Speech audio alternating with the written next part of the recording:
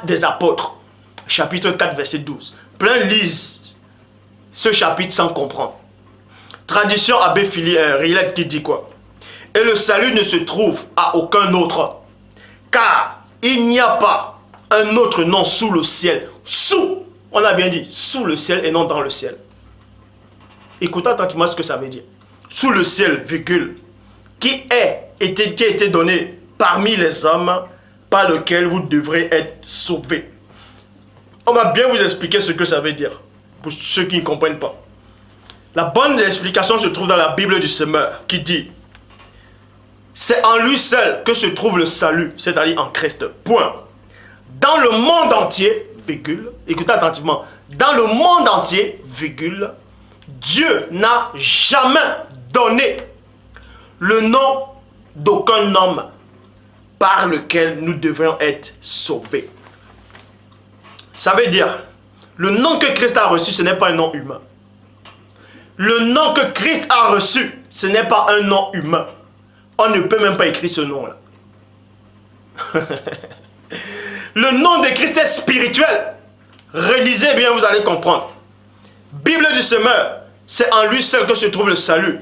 Point. Dans le monde entier, virgule, Dieu n'a jamais donné le nom d'aucun homme. Le nom d'aucun homme. C'est-à-dire que le nom du Christ, ce n'est pas un nom humain.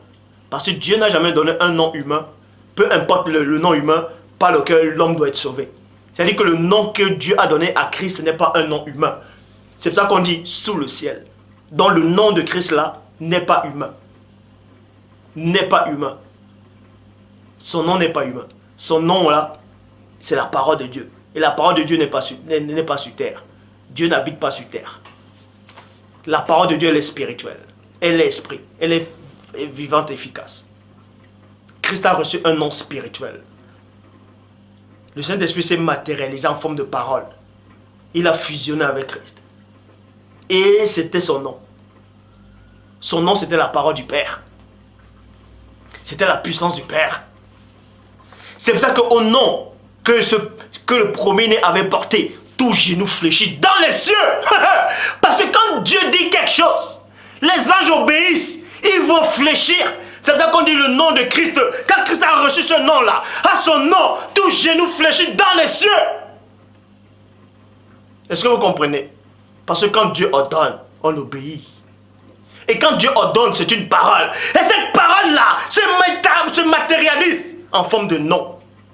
Et Christ a reçu ce nom. C'est pour ça qu'au nom que Christ a reçu du Père, tout genou fléchisse, même dans les cieux. Et le mystère, c'est que, d'Apocalypse, il est dit que Christ aura un nouveau nom. Pourquoi? Parce que dans Corinthiens, il est dit, lorsque toutes choses auront été soumises au Fils, le Fils lui-même sera soumis au Père. Ça veut dire que la plénitude de la divinité revient au Père. Bon, ça c'est encore un peu compliqué pour certaines personnes. Donc on vous apprend que Christ n'a jamais reçu un nom humain. Le nom de Christ n'est pas humain. Donc arrêtez de vouloir écrire. Arrêtez de vouloir écrire le nom de Christ qui s'appelle Jésus, s'appelle Yoshua, il s'appelle Yeshua, Isus. Ah, arrêtez ça. En hébreu, ça veut dire ceci. En grec, ça veut dire ceci. On a grécisé, ça veut dire Isus. Mais ça, ce sont des barlivaines. Les textes originaux ne sont ni en hébreu ni en grec. Je l'ai démontré. Et je ferai encore une vidéo pour le démontrer. Le nom de Christ, je vous dis encore. Aucun humain n'a porté ce nom-là. Dans sa plénitude. Aucun humain avant Christ n'a porté son nom. Je dis bien aucun humain. Hébreu 4.12 le dit. Mais l'ange là, qui accompagnait Moïse au désert, avait porté ce nom-là. C'est pour ça qu'on dit sous le ciel. Je relis encore. Hébreu 4.12, Bible du Semeur. C'est en lui seul que se trouve le salut.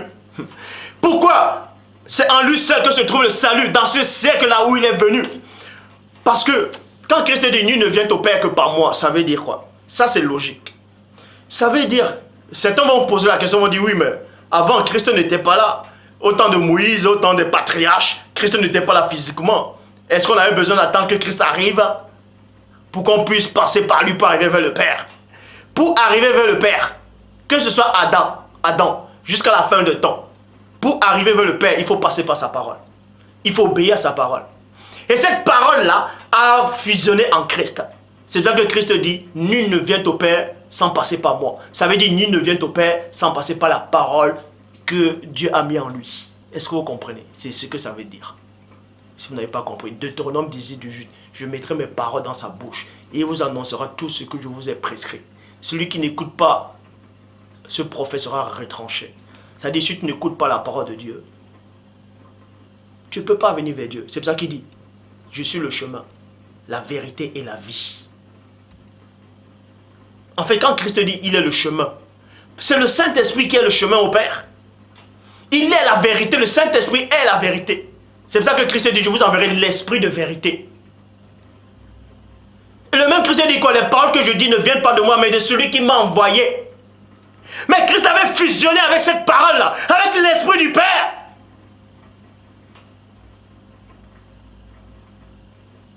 Donc, pour arriver vers Dieu, il faut passer par sa parole. Et cette parole-là symbolise le Christ. Parce que Christ a reçu la plénitude de la divinité. C'est pour ça qu'il est dit dans Colossiens 1,15. Il est l'image du Dieu invisible, le premier-né de toute la création. Ça veut dire quoi? Quand on dit que Christ est l'image du Dieu invisible, écoutez la révélation. Je vais vous expliquer. On va prendre un exemple. Ah, ça sent bon. Bref. On vous dit ici. Ça sent bon, ça c'est un briquet. Bon. On vous dit que Christ est l'image du Dieu invisible. Ce n'est pas Christ physique qui est l'image du Dieu invisible. C'est Christ spirituel qui est l'image du Dieu invisible. Ça veut dire quoi? Christ étant spirit, il est déjà invisible à vos yeux. Mais ce Christ spirituel reste néanmoins, il est néanmoins l'image du Dieu invisible. C'est-à-dire que même dans le plan invisible, même dans le plan spirituel, Dieu est invisible. Ça, je ne vais pas trop rentrer en détail, ça peut troubler en fait. Ça peut troubler, ça peut troubler. Même si les anges voient Dieu, ça c'est une autre vidéo, ça va un peu troubler si j'entre dans les explications. Donc, on vous apprend que dans Actes des Apôtres, chapitre 4, verset 12,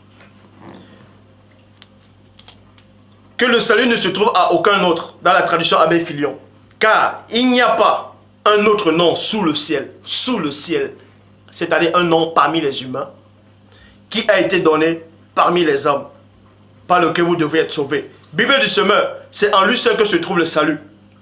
C'est en lui seul que se trouve le salut. Ça veut dire que, au temps du Christ, il y avait des hommes pieux qui marchaient avec Dieu.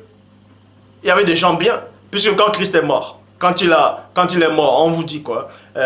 Les tombeaux se sont ouverts, tout ça là, le corps des saints ont ressuscité. C'est-à-dire qu'à son temps, même avant sa naissance, même après sa naissance, il y avait Zacharie, il y avait Élisabeth, il y avait Anne, tout ça là. Il y avait des hommes bien qui avaient même le Saint-Esprit. Jean-Baptiste était là, il avait le Saint-Esprit. Mais quand on dit que le salut ne se trouvait qu'à lui, ça veut dire que le Saint-Esprit s'est matérialisé en tant que salut dans la globalité en Christ. Est-ce que vous comprenez? En Christ. C'est pour ça que il fallait passer par lui. Il faut passer par lui. C'est en lui seul que se trouve le salut. Dans le monde entier, Dieu n'a jamais donné le nom d'aucun autre par lequel vous devriez être sauvés. Dieu n'a jamais donné un autre nom humain. Dieu n'a jamais donné un nom humain. Pour ceux qui n'arrivent pas à comprendre ce que ça veut dire. Ça veut dire que Christ a reçu un nom qui est au-dessus de tout nom. Il a reçu le nom qui surpasse tout autre nom. Et ce nom-là, c'est la parole de Dieu. C'est le nom de Dieu. C'est sa propre parole. Donc, aucun humain avant Christ n'a porté ce nom-là. Je dis bien. Aucun humain avant Christ n'a porté ce nom. Ça veut dire, si on trouve donc que quelqu'un avait déjà porté le nom de Christ, avant Christ sur la terre, c'est que ça contredit Acte 4.12. Si vous dites que Christ s'appelle Jésus, et que ça veut dire Dieu sauve, Dieu c'est quoi alors? Dieu c'est pas un nom, hein? Dieu c'est un titre. Quel est le vrai nom de Dieu alors? Dites-moi alors. C'est sa propre parole.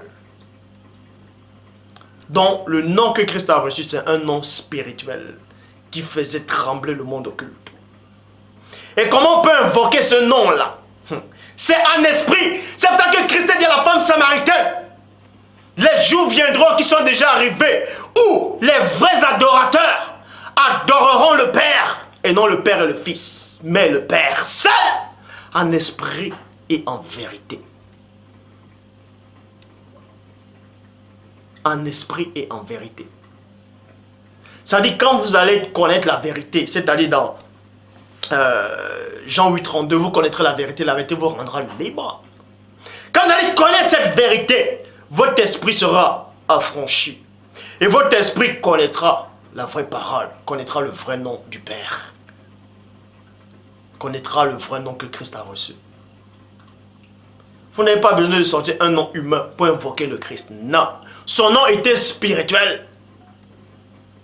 Donc, quand on vous dit qu'il s'appelle Jésus, ce sont des barlivènes, c'est du mensonge. Dans ce cas, si on vous dit qu'au nom de Jésus, tous genoux fléchissent, allez alors dehors. Regardez un homme droit dans les yeux, dites Jésus, et il va fléchir devant vous? Non. Donc arrêtez complètement de délirer. Arrêtez de délirer. Le nom que Christ a reçu, c'est un nom spirituel. C'est le Saint-Esprit. Ça, c'est dans le plan spirituel. Nous sommes entrés dans le plan spirituel. Je sais que ça va être dur pour certains de digérer cela. Maintenant, vous voulez invoquer maintenant, quel est le nom que vous allez maintenant utiliser? Le vrai nom du Christ, c'est la parole de Dieu. Vous n'allez pas dire parole de Dieu. C'est en esprit qu'il faut invoquer. L'esprit connaîtra. Quand il sera affranchi, il connaît. C'est ça que Christ dit à ses apôtres, vous connaissez le chemin. Vous connaissez le chemin. Mais ce que vous avez oublié.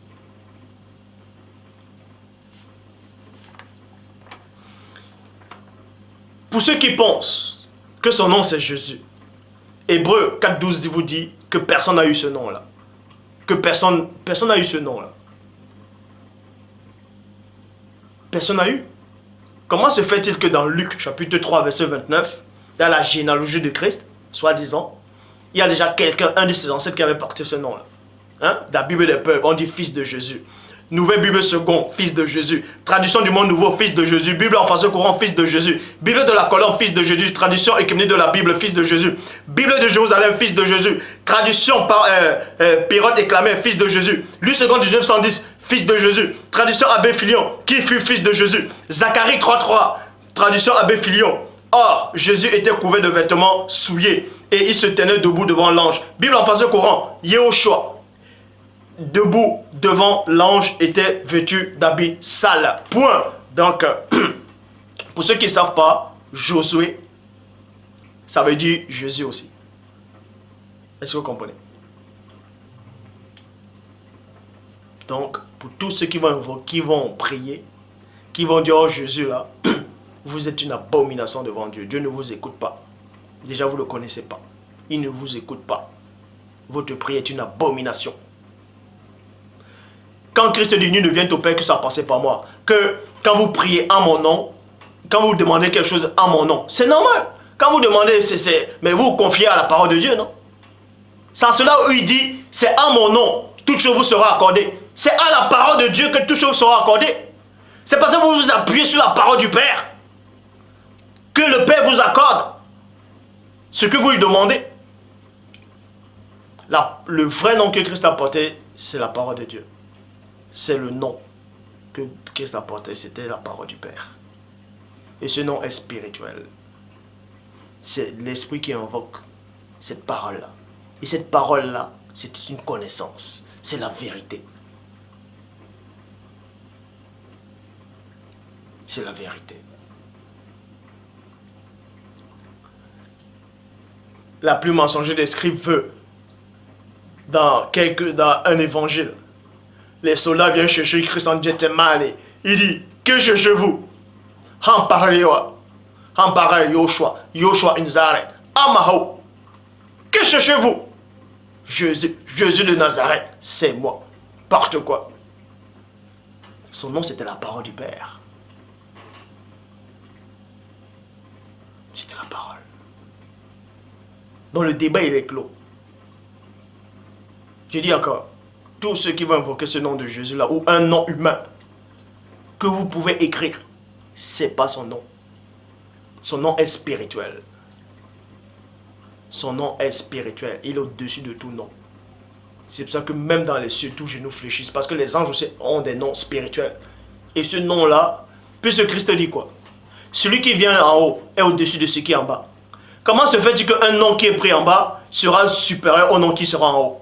Ça veut dire qu'il se contredit. Celui qui vient en haut est au-dessus de tout ce qui est sur la terre. Jean-Baptiste, on dit quoi de lui? Parmi tous ceux qui sont nés de famille, il n'y en a pas paru plus grand que Jean-Baptiste. Mais cependant, le plus petit dans le royaume des cieux. Quand on dit le plus petit, ça veut dire le plus petit des esprits. Est plus grand que Jean-Baptiste. Vous croyez qu'on va prendre un nom humain? On va inventer un nom humain qui va dépasser un nom dans le ciel? Mais il faut connaître les réalités spirituelles. Le nom du Christ est venu du ciel. Son nom est spirituel. Et c'est la parole de Dieu. Et la parole de Dieu, tout le monde est soumis à la parole de Dieu. Ça veut dire que c'est un grand nom. Et c'est le nom du Christ, du premier-né.